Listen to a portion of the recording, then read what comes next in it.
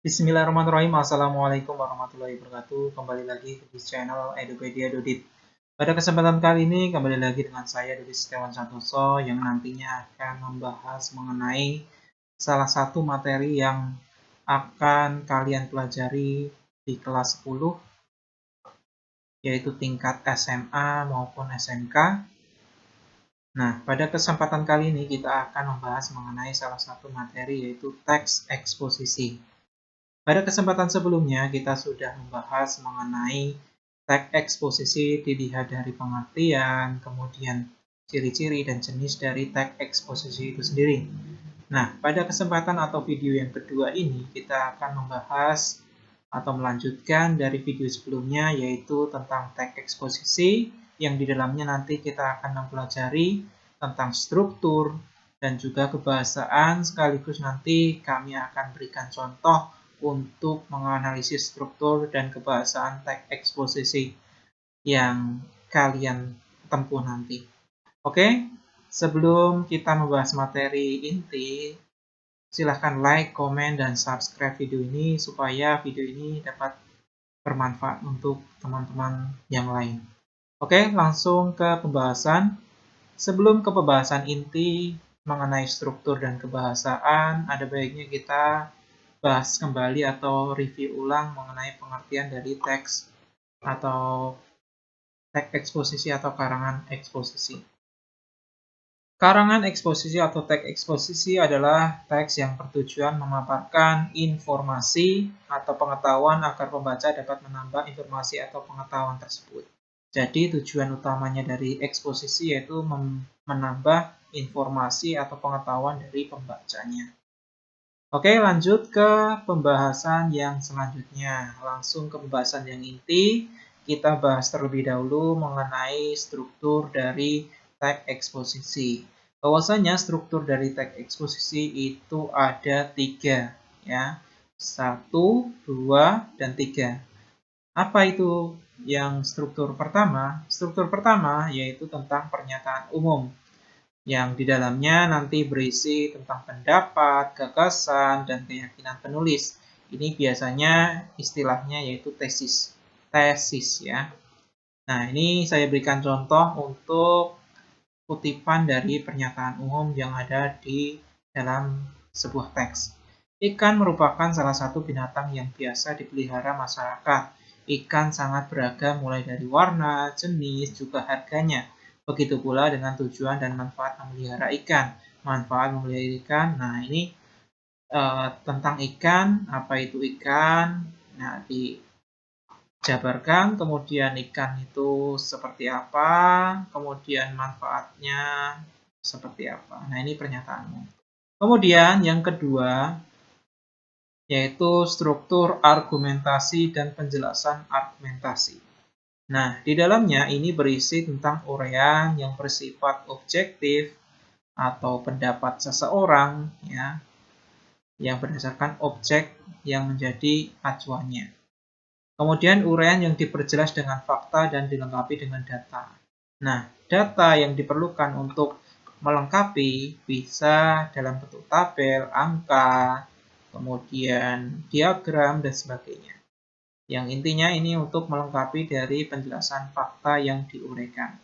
Kemudian, di dalamnya juga berisi tentang uraian dalam bentuk analisis dan sintesis. Ya, dalam bentuk analisis dan juga sintesis.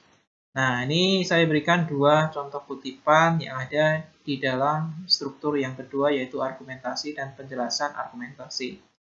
Nah, ini saya bacakan, hati-hati dalam mengelompokkan dan menempatkan ikan. Jangan sampai ikan yang besar disatukan dengan ikan kecil, karena bisa-bisa ikan besar memangsa ikan kecil, dan sebagainya. Ini merupakan bagian dari uraian yang bersifat objektif. Kenapa? Karena di dalam kutipan ini sifatnya hanya ingin memberikan informasi kepada pembaca. Kemudian, kita lihat kutipan yang kedua, untuk mendapatkan ekosistem akuarium yang sehat pun diperlukan pemeliharaan ikan yang memiliki persamaan kimia atau pH dan KH. Jika akuarium kamu memiliki pH yang rendah atau asam, maka pilihlah ikan yang dapat hidup di air ber-pH rendah seperti ikan arwana. Hal ini sangat penting jika tingkat keasaman akuarium kamu di luar pH 6,5 sampai 7,5. Nah, kutipan yang kedua ini merupakan kutipan yang berisi tentang penjelasan mengenai fakta ya, bahwa akuarium yang sehat itu di antara ikan dan akuarium atau airnya itu memiliki pH yang sama atau pH-nya juga sama. Nah, ini merupakan uraian penjelas dengan fakta dan dilengkapi dengan data. Datanya yang mana? Nah, datanya yaitu angka pH-nya yaitu 6,7 dan 7,5.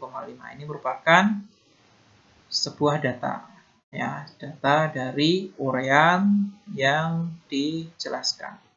Kemudian struktur yang ketiga yaitu penegasan ulang pendapat.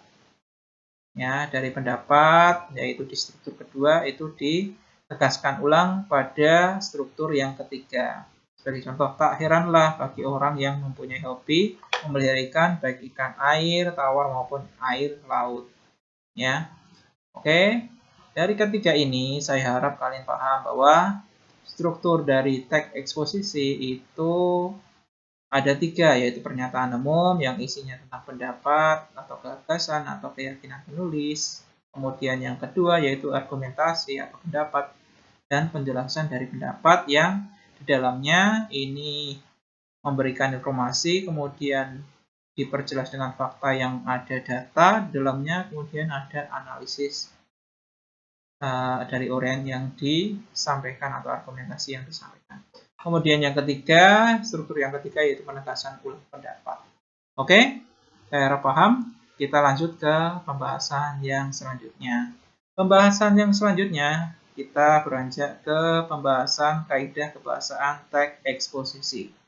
Adapun kaidah kebahasaan dalam teks eksposisi itu ada 5, ya. Yaitu yang pertama menggunakan nomina dan pronomina. Ini beda ya antara nomina dengan pronomina. Kalau nomina itu merupakan kata benda. Kalau pronomina itu kata ganti benda. Ya.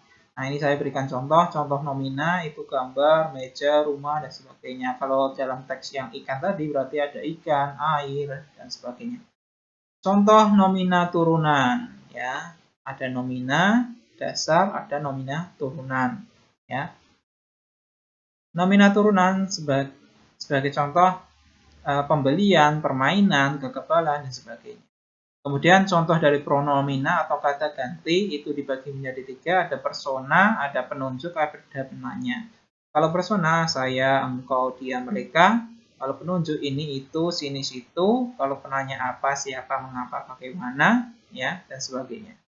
Oke, beda ya antara nomina dengan pronomina. Ya, nomina pun ada nomina turunan. Kalau nomina ini yang paling atas adalah nomina dasar atau kata benda yang dasar. Kemudian yang kedua, kaidah kebahasaan yang kedua yaitu menggunakan verba atau kata kerja, kemudian juga menggunakan adjektiva atau kata sifat, dan menggunakan juga adverbia atau kata keterangan. Ya, jadi menggunakan 3 ini, verba atau kata kerja, adjektiva atau kata sifat, dan adverbia atau kata keterangan. Ini saya berikan contoh supaya lebih memahami dari kaidah kebahasaan teks eksposisi. Contohnya, contoh verba. Verba dasar ini ada pergi, mandi, lukis. Nah, verba tadi adalah kata kerja. Pergi merupakan kata kerja. Kemudian contoh verba turunan yang sudah menggunakan imbuhan ya. Nah, sebagai contoh perjelas, perbaiki, mengalir, dan sebagainya. Nah, ini merupakan contoh dari verba. Kemudian kita lanjut ke contoh adjektiva atau kata sifat. Contohnya cantik, tampan, susah, mudah, dan sebagainya. Itu merupakan kata sifat. Kemudian contoh adverbia atau kata keterangan itu sangat dengan, karena, di, ke, dari. Ya, itu merupakan, ini sangat ya, sangat, bukan sangar. Ya, berarti contohnya ada sangat, dengan, karena, di, ke, dari. Ya, jadi adverbia atau kata keterangan itu banyak sekali macamnya. Ini hanya sebagai beberapa contoh saja. Kemudian yang ketiga, kaidah kebahasaan yang ketiga tadi kita sudah membahas. Yang pertama menggunakan nomina dan pronomina, yang kedua menggunakan verba, adjektiva dan adverbia, yang ketiga menggunakan konjungsi atau kata hubung. Contohnya lalu, sehingga, sambil, ketika, akhirnya dan sebagainya. Jadi ini merupakan kaidah kebahasaan ya yang digunakan di dalam teks eksposisi. Namun ada dua lagi ya. Kita lanjut ke slide yang selanjutnya. Kaidah kebahasaan yang selanjutnya yaitu yang keempat, yaitu menyajikan argumentasi atau pendapat secara urut.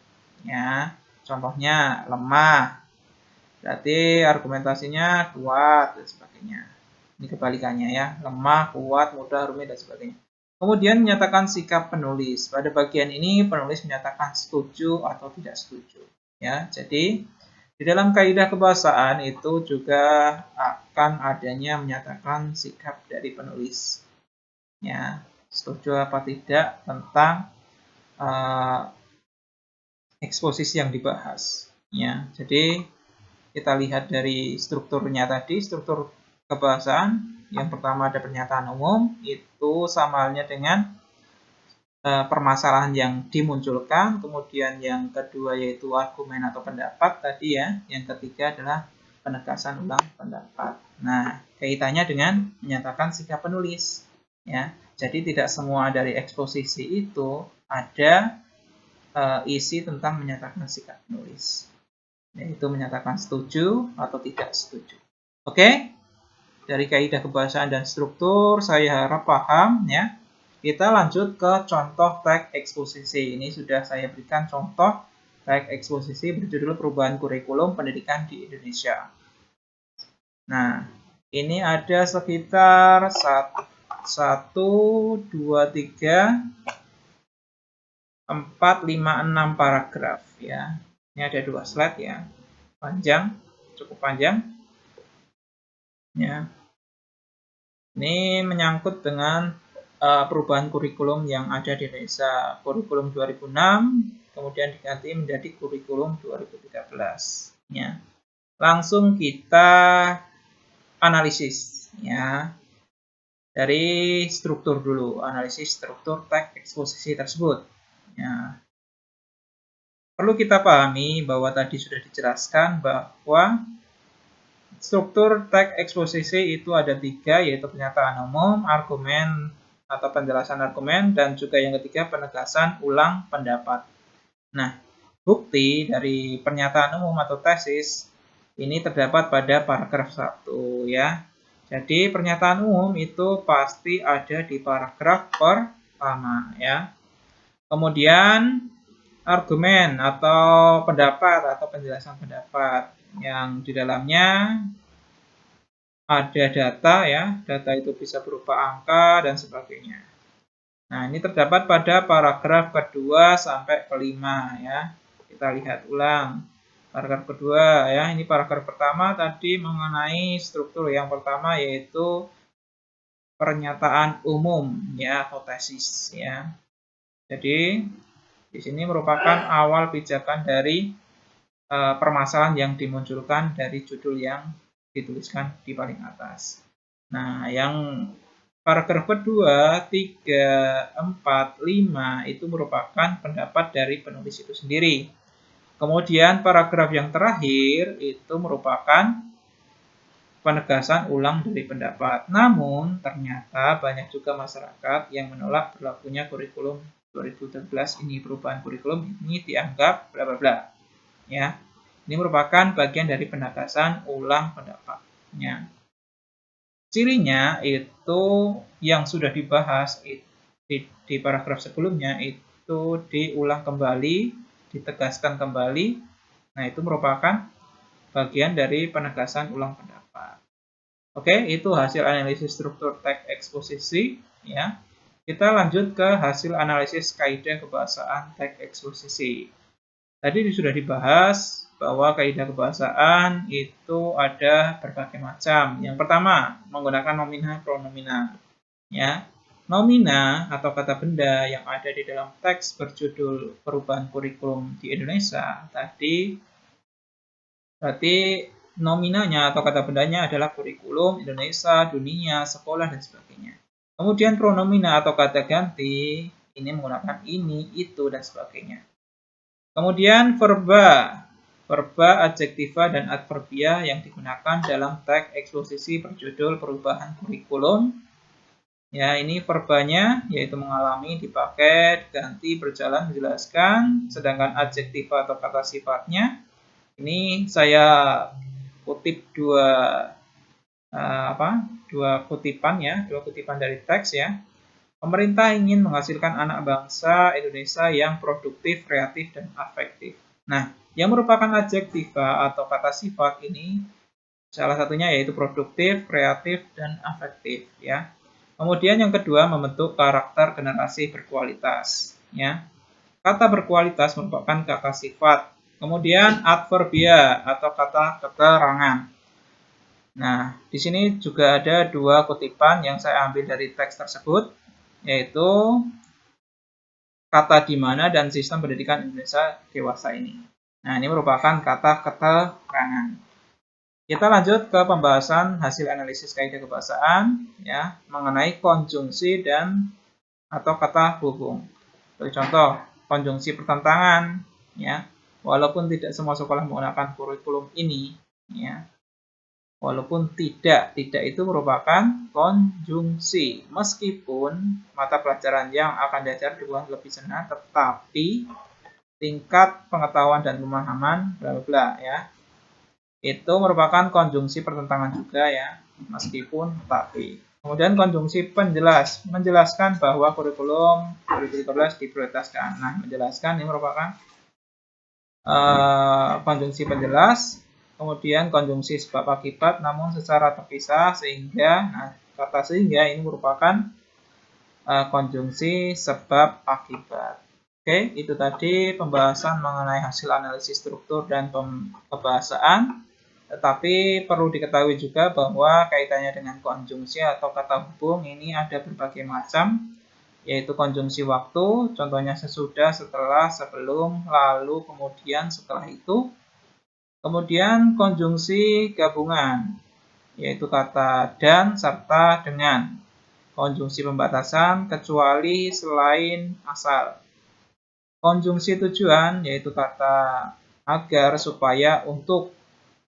Konjungsi persyaratan, kalau, jika, jikalau, bila, asalkan, bila mana, apabila. Konjungsi perincian, yaitu adalah, ialah, antara lain, yakni. Konjungsi sebab akibat, karena, sehingga, sebab, akibat, akibatnya.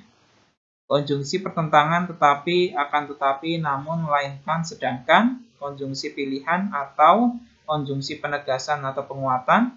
Bahkan, apalagi, hanya, lagi pula, itu pun. Konjungsi penjelasan bahwa. Konjungsi perbandingan bagai, seperti, ibarat, serupa. Konjungsi penyimpulan, oleh sebab itu, oleh karena itu, jadi, dengan demikian. Oke, itu informasi tambahan mengenai konjungsi. Oke, terima kasih sudah menonton video ini dan jangan lupa like, komen, dan subscribe video ini supaya nantinya video ini dapat bermanfaat untuk kita semuanya dan kalian yang ingin mempelajari lebih lanjut mengenai pembahasan yang lain bisa lihat video-video yang lain. Oke, terima kasih. Sampai jumpa di pertemuan atau video selanjutnya. Wassalamualaikum warahmatullahi wabarakatuh.